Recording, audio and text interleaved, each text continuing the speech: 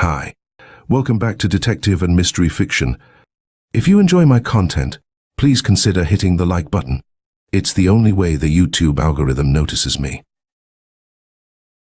Humoresque by Arthur Mallory. Detective Story Magazine, January 13th, 1920. It was growing late. Herbert Randolph sat in his own room brooding upon his wife's irritating perfections. He wore a purple dressing gown over pajamas of striped lavender silk. The room was too small, too close, too brilliantly lighted.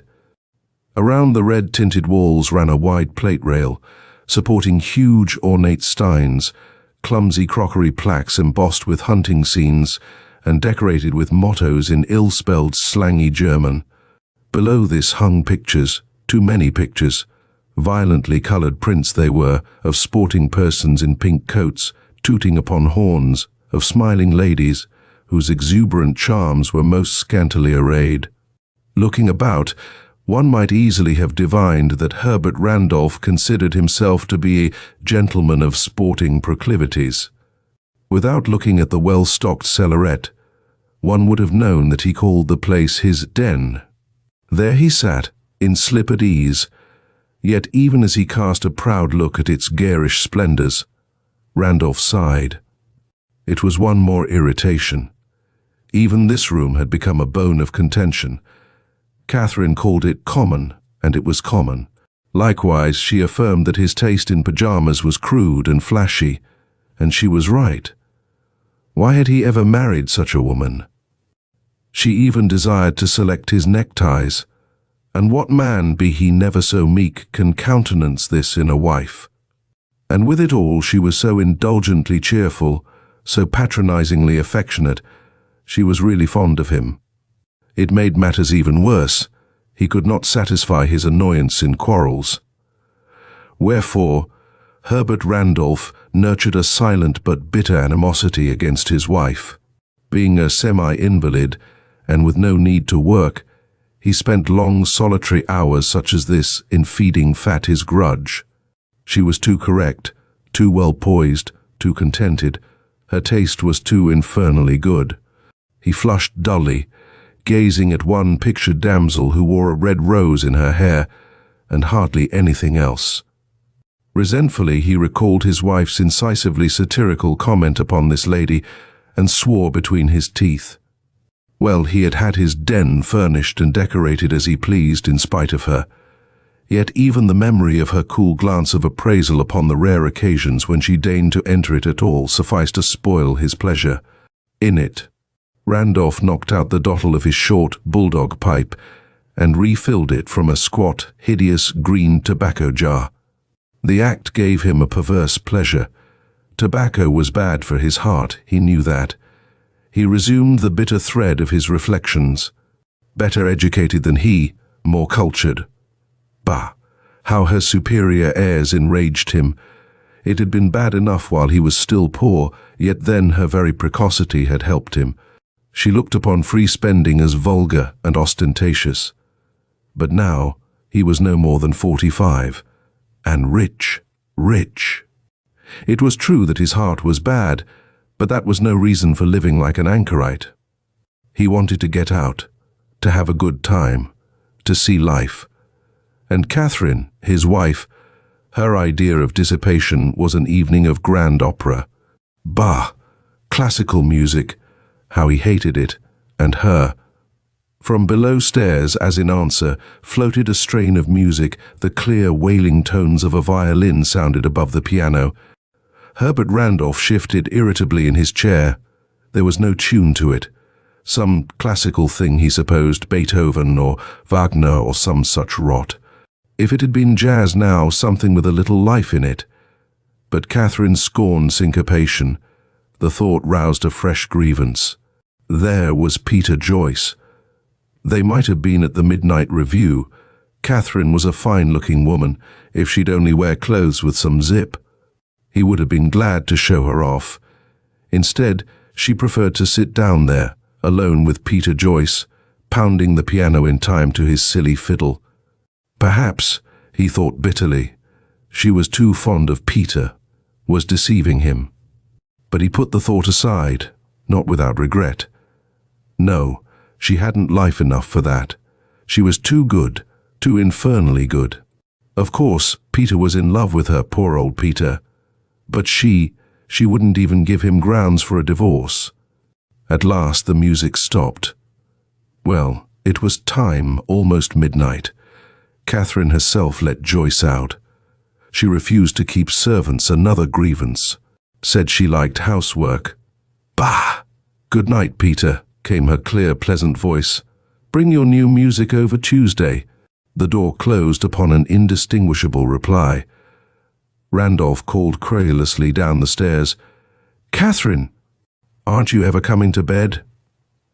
It was pretty thick, he muttered viciously to himself. He couldn't go out and have a good time, yet she kept him awake till all hours, alone. Coming right away, Herbert dear, answered his estimable spouse. Phew! Mustn't smoke any more tonight, boy. The hall's full of it now, and you know how bad it is for your poor heart. The firm, well-modulated tones trailed away toward the back of the house. Herbert Randolph cursed her under his breath. He listened as he heard her stirring about the house for a moment. Then her brisk, yawning tread was in the music room, right under him. The piano began to give forth the opening chords of Dvorak's Humoresque. Randolph groaned aloud. How he hated the thing.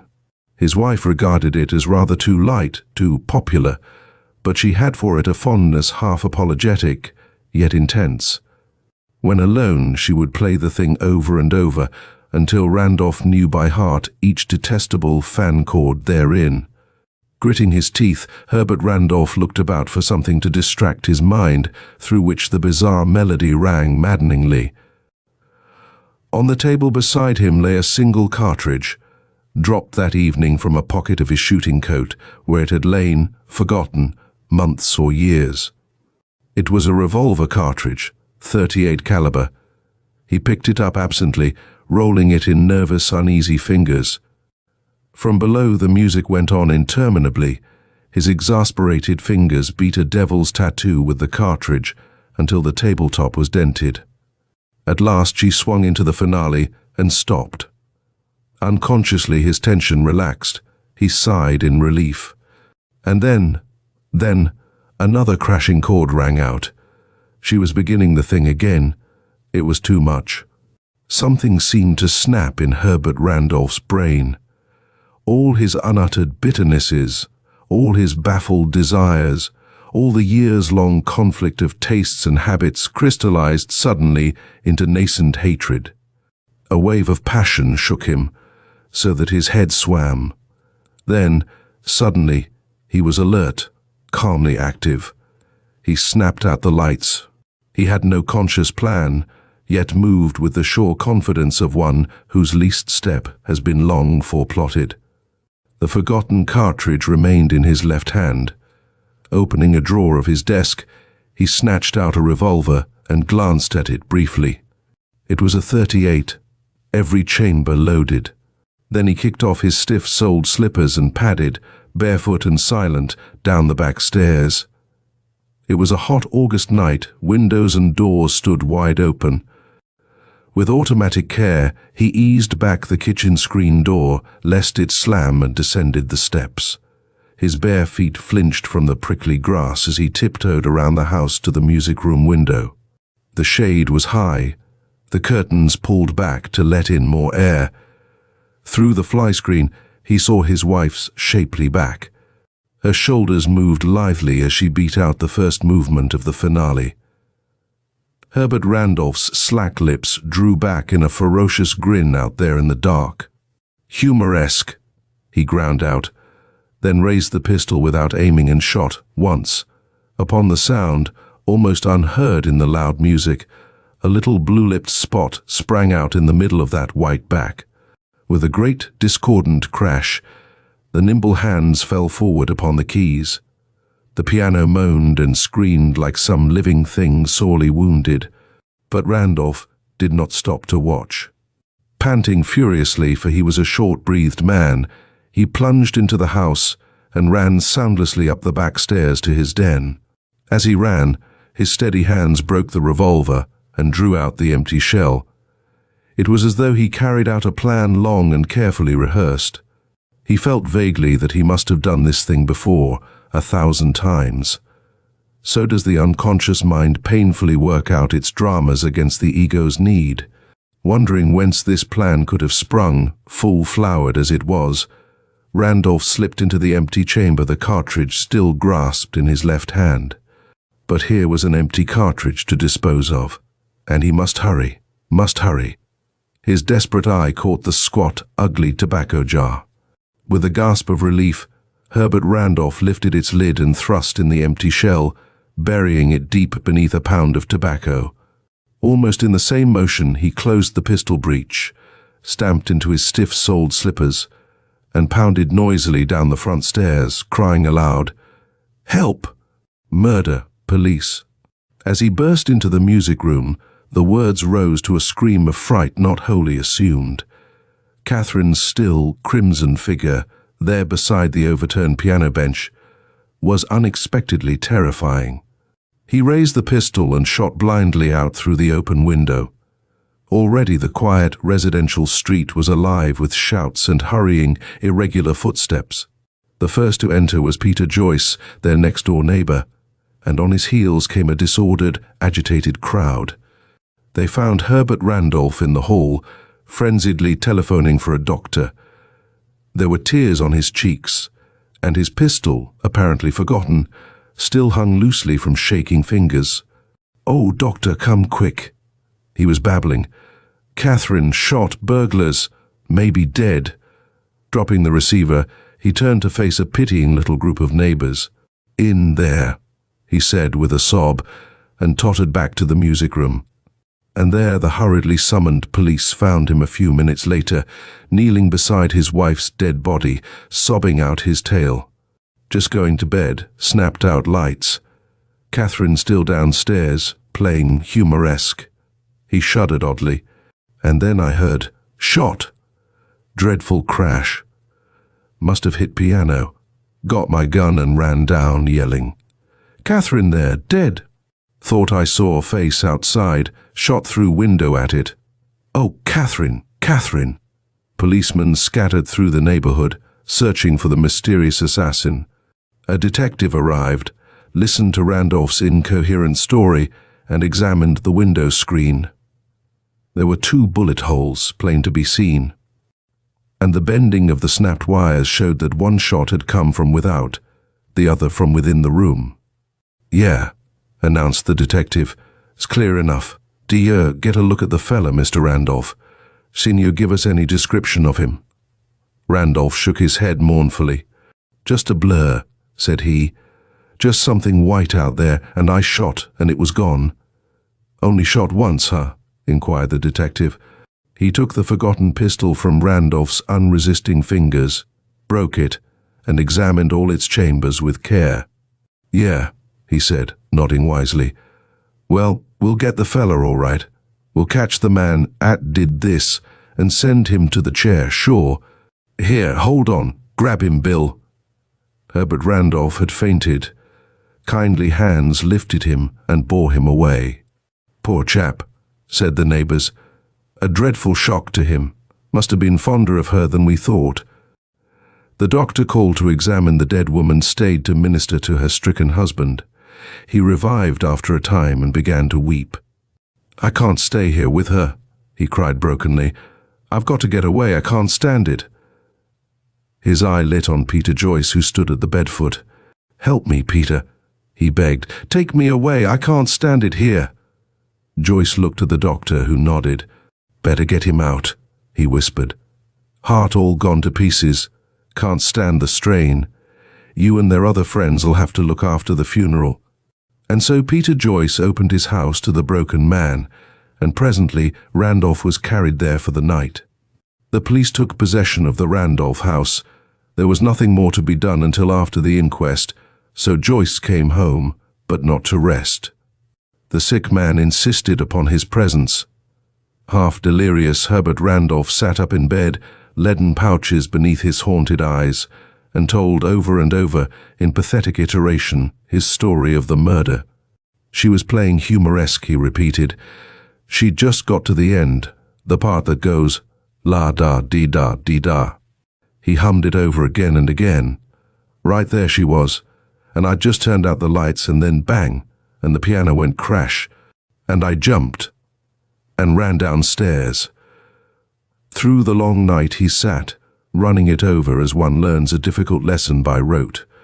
And Peter Joyce sat beside him and listened sympathetically, his own heart sore with its loss. Next morning the doctor prescribed a long rest. "Hot springs, Randolph," he insisted. "Heart's decompensated, feet swelling already. Gotta get out or you'll die." "What's that?" As Joyce interposed a protest. "Inquest. Nonsense. Let the coroner come and take a deposition. The man's told all he knows to everybody that'll listen. Told it to me a dozen times this morning. He's got to go, I tell you. I'll ship him out with a nurse today. You'll have to arrange things here for him." And so it was done. Joyce went to the house of death and packed a bag or two. Randolph was hurried off on the morning train with his nurse. At the station, he raised a swollen, discolored face from the stretcher where he lay. "Peter," he whispered hoarsely, "Peter," and paused to gasp. "If I come back, can't stand, piano there. Bullet hole and all. You take it, Peter, move it away, keep it." Joyce nodded gravely. "You want me to take your piano? I'll be glad to, but you'll have to leave me your keys." For Randolph had insisted that the house be locked up and the keys given him. Catherine's body had been moved to an undertaker's. The sick man looked up, his eyes oddly disquieted. Mottled patches of purple came out on his cheeks. The breath whistled audibly in his throat. "Keys?" he gasped. "Keys? Oh, yes, of course. Take 'em. But don't disturb anything, Peter. I'm fussy, you know. Leave everything as it is. I'll be back next year." So they carried him onto the train, and Herbert Randolph left the town of New Rochelle. But Peter Joyce remained behind. Sad-faced and taciturn, he attended the coroner's inquest, which resulted in a verdict that Catherine Randolph had met death at the hands of persons unknown. Despite the most careful search, the mysterious assassin of her husband's story remained unfound.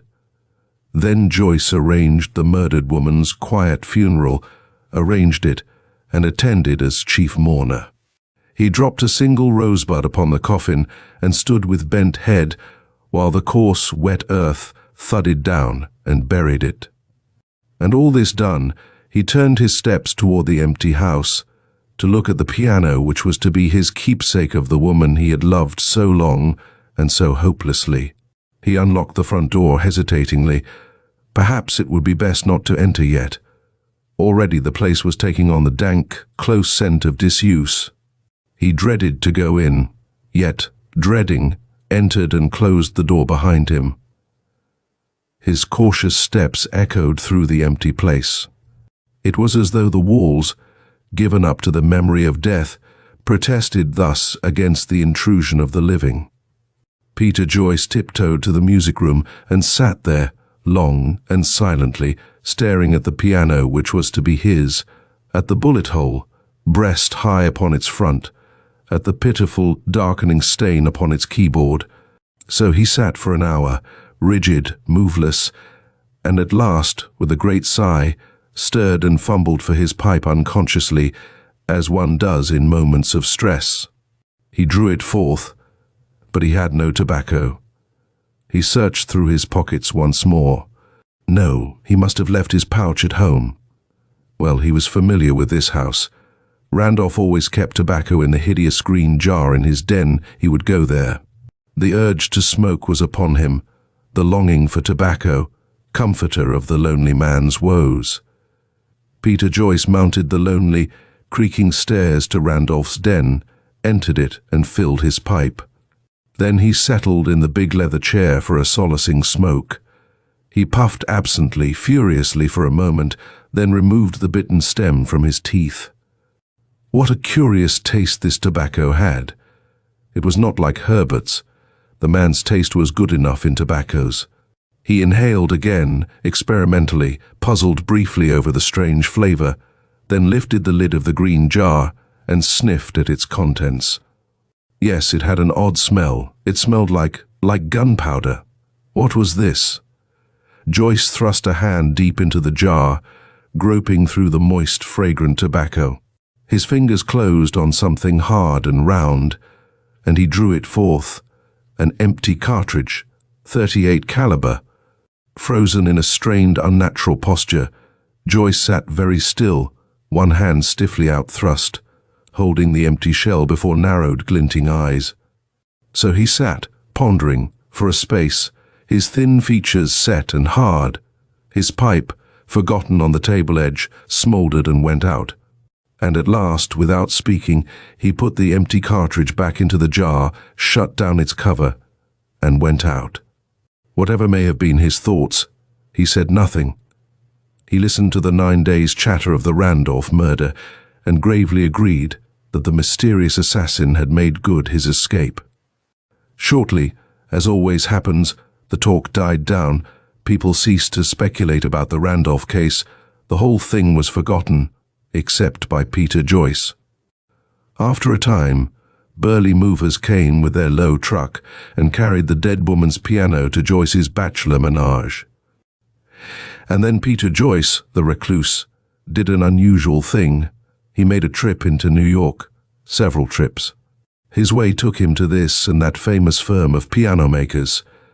He had long, secret consultations with expert workmen, musicians, electricians. He wrote large checks. 2 months later, several workmen appeared at his house, bearing queer-shaped bundles. They stayed for days, mysteriously employed about Peter Joyce's library. His housekeeper, sweeping up dust in the hall where the wall had been torn up for new electrical connections, complained aloud and bitterly because Mr. Peter would not let her into that room to clean up. But at last the workmen went, bursting with unasked questions, shaking their heads at the vagaries of supposedly sane persons. The housekeeper was admitted to the library once more and found nothing new there, except dust and shavings and litter. But when she would have moved out the shot-pierced piano to sweep behind it, Joyce forbade her. That must not be touched. She submitted rebelliously, muttering, she wouldn't have hurt his old piano by touching it, even if it had belonged to the woman Mr. Peter had been so crazy about. Uneventful months went by. Peter Joyce seemed unchanged, save that he was more grim-faced, more silent than before. He heard rarely from Randolph. Brief notes came and postcards that spoke always of little parties, high old times, but never of his dead wife. Randolph had long left Hot Springs.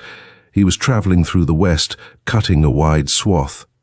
Once or twice, newspaper accounts came back, telling of vivid, bizarre entertainments. Peter Joyce read them with the same still, unchanging face. So passed the winter and the spring. Summer crept around, and it was August once more. And then came a final letter. Herbert Randolph must return to New Rochelle. Business matters would keep him for several weeks. Would good old Peter add to all his other kindnesses by seeing that his house was opened and cleaned? Good old Peter made all the arrangements, and even met the suburban train whereon Herbert Randolph returned to his home, with characteristic bad taste, upon the very anniversary of his wife's death. He was not in mourning, but was chastely arrayed in shepherd's plaid. His shaking fingers and the leaden pouches beneath his eyes proclaimed that all was not yet well with his heart. The ankles beneath his purple silk socks were puffy and bloated.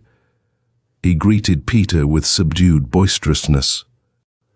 "Been having such times. You ought to have seen our parties in Los Angeles, Peter. And at Denver there was a skirt." His voice was discreetly lowered as he told of lurid adventures. Then, with belated remembrance, such a pity poor Catherine had to miss it all, and he strove to look sad. Joyce heard him through with an unmoved face and took him home for dinner. "Better come to my place, Herbert," he explained. "Your house is all cleaned up, but the servants Randolph had bespoken 3. Won't be there till tomorrow." Nothing loath, the bereaved husband followed him. Himself abstemious, Joyce did not stint his guest of liquor, and Herbert Randolph drank thirstily, beginning to tell more bombastic tales of his adventurings, wheezing as he told them. Little purplish patches came in his flabby, clay-colored cheeks. His dull eyes shone moistly. As the drink mounted to his brain, great pulses beat visibly in his thick neck. At last, Peter rose. "You're to stay here tonight, of course," he asserted.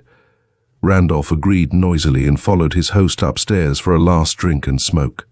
He walked unsteadily. At the stairhead, he paused a moment, one hand to his head. "Get dizzy, climbing," he muttered. "Heart bad, you know." Joyce led him into the library. In the doorway, his guest stopped, blinking dull eyes which widened slowly at the sight of the bullet-scarred piano. "Is that my wife's piano?" asked Randolph in a blurred, shaking voice. "Yes," said Peter quietly. "You gave it to me." The other, moist and disquieted, dropped limply into a chair. His fascinated eyes were riveted to the silent piano. Somewhere, a deep-toned clock slowly struck 12. Peter Joyce stepped into the hall for a moment, then returned. "I'll mix you a highball," he offered hospitably. But the other did not answer. He was pulling himself slowly up out of his chair, his twitching face corpse-colored. His bulging eyes saw nothing but that empty keyboard, whose untouched keys, black and white, had begun to move up and down, as though beneath the touch of phantom fingers. "Look!" gasped Randolph, and pointed a shaking finger. "Look, keys move!" Peter glanced indifferently at the piano. "Nonsense," said he. "That last drink was too much for you, old man." Across his quiet speech came an uncertain tinkling note or two, then the untouched piano swung into the opening strains of a familiar melody. Herbert Randolph's breath wheezed out. He clutched his host's shoulder with unsteady, imperative fingers. "There!" he cried in a shrill, screeching whisper. "Keys moved. Now here, Humoresque." He trembled violently, supporting himself upon the other's shoulder. His starting eyes were fixed upon the piano, whose keys dropped and rose in time to the ghostly music. "Pull yourself together, man," urged Peter Joyce, blank-faced and calm. "There's no music." But Herbert Randolph stood, slack-mouthed, breathing heavily. His ears were full of the haunting strains that had rung through his reeling brain through many a dreadful night. His heart leaped and labored in him, his pulses throbbed until they shook Peter Joyce, upon whom he still leaned drunkenly. He stared at the empty piano bench until his wine-heated fancy seemed to see thereon a dim, shadowy shape that swayed to and fro as phantom fingers brushed the keys. The music swelled, untouched keys danced more merrily. Herbert Randolph braced himself against the expected interruption. Then, eerily, the very end of Dvorak's Humoresque rang through the quiet room, and they stood listening. The heart-chilling music ceased. Randolph sank, half-fainting, into his chair. Peter Joyce eyed him queerly. "Let me take you to bed, old chap," he urged solicitously. "You're not well. The trip's done you up." But the other thrust him aside. "Didn't you hear it?" he gibbered. "Didn't you hear it?" He raised his voice. Last year. Oh God, a year ago this very night, do you hear? She was playing Humoresque. Once she played it through. Ah!" His voice broke to a shrill, quavering scream. He clawed frenziedly at Joyce's arm. "Look! Look! Look!" he screeched. "It's beginning again. Again the untouched keys began to quiver. Again were heard a few uncertain notes, and then the familiar strains of Humoresque began once more to vibrate upon the still, midnight air. Herbert Randolph's face became the slack-mouthed, slavering visage of an idiot. He moped and gibbered, raving, with clenched hands in the air. There was an unspeakable horror in the eyes that strove to find a shape upon that piano bench where no shape was. "It was just that way," he said in a shrill, screaming whisper. "Just that way. Once she played it through and it began again. Now it'll go on to that part. La da da da da da. His broken mouthing of the melody was grotesquely, horribly amusing. Da-da, da-da, he reiterated. And it was right there that he broke off sharply, legs bowing beneath him. His face was ghastly, dreadful.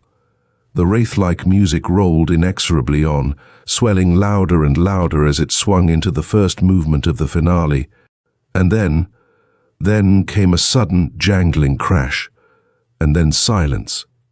Dead silence, through which Peter Joyce's cold tones rang startlingly loud. And it was right there that you shot her, he finished. But Herbert Randolph did not answer. He dropped limply down, prone upon the polished floor. Contemptuously, the other turned him over with his foot and saw that he was quite dead. And then Peter Joyce stepped into the hall and turned off an inconspicuous switch. If the experts who had cleverly concealed an electric player in that shot marred piano, a player specially designed and built to play only one tune, and that broken off upon its repetition by an appalling discord, if those experts could have seen Peter Joyce's face as he leaned over the dead man, all their vast and unappeased curiosity might have been satisfied. End of Humoresque by Mallory.